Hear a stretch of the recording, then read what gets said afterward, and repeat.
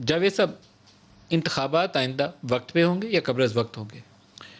मैं जो महसूस कर रहा हूँ ना, जो मैंने पहले अर्ज़ किया है कि कश्मीर का नतीजा बनाने और सियालकोट के बाद बलूचिस्तान में जो कुछ करवाया गया। सियालकोट आप दाखिली तकसीम से आ रहे हैं, किसी को इल्ज़ाम ना दीजिए। आपकी जमात के अगर 2 ग्रुप ना होते तो आप सियालकोट ना नहीं, हारते। आप किसी की तरफ उंगली ना उठाइए। मलिक साहब, मैं पहले भी अर्ज़ कर चुका हूँ, आपकी राय हो सकती है मगर मेरी भी राय है। ग्राउंड रियलिटी है मैं सर। नहीं, मैं वहाँ था।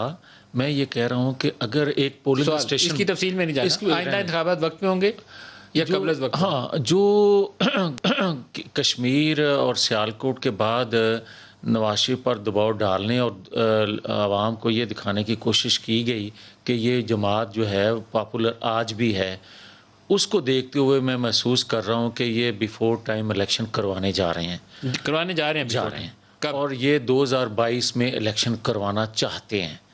और इनको अभी गलतफहमी ये है कि जिस तरह मैनेज कर लिया था कश्मीर और सियालकोट के इलेक्शन को, उसी तरह जनरल इलेक्शन को भी किया जा सकेगा।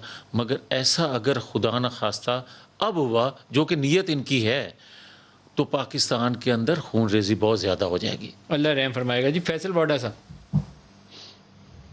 देखिए नदीम मलिक साहब, इनका एक बंदा कश्मीर का इलेक्शन के परेशान होता है, हारने की नौबत पे आता है, तो वो किसको आवाज़ देता है? पाकिस्तानियों को नहीं आवाज़ देता, कश्मीरियों को आवाज़ नहीं देता, इंडियंस को आवाज़ देता है। मैं इंडिया से मदद मांगूंगा। ये माइंड सेट है, ये माइंड फ्रेम है, ये सिक माइंड है। उसके बाद ये ख्वाहिश भी जो इनकी है 22 वाली, 22 का बजट भी गुजर जाएगा, 22 भी गुजर जाएगी। ये जो कहते हैं खून रेजी, अगर आपने इनको वोट नहीं दिया तो खून रेजी होगी।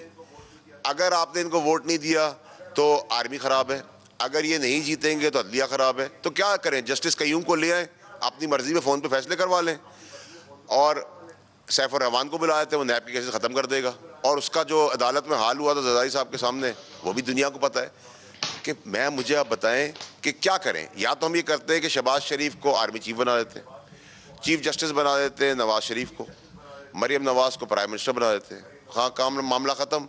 जो बेटे बूटे बचेंगे उनको भी किसी अच्छी पोजीशंस पे दे देंगे, कैबिनेट उनकी बना देंगे।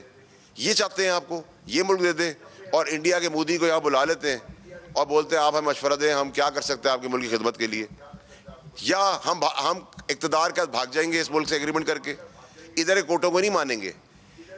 इस मुल्क का अलमिया ये है नदीम मलिक साहब कि एक जज की ब्लैकमेलिंग टेप नून लीग बनाती है। जज पे सवाल है, बनाने वाले पे कोई सवाल नहीं। कन्विक्टेड है, कन्विक्शन में है, मुजरिम है, सजा याफ्ता है। पाकिस्तान में किसी को तरस नहीं आता, समेत हमारे भी कुछ हिस्सों के।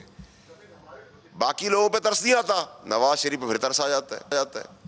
अच्छा, मजेदार बात यह है कि नवाज शरीफ की हर बारी में ये बात हुई है, और हर बारी मरियम नवाज का क्या मसला है? वो कहती है मुझे जाने दो, मेरे केसेस ख़त्म कर दो और मेरी कन्विक्शन को मेरा रिलीज ऑर्डर कर दो, सब कुछ अच्छा हो जाएगा। तो मैं, अगर आप नदीम मलिक साहब मेरी बात नहीं मानेंगे, मैं आपको गाली दूंगा।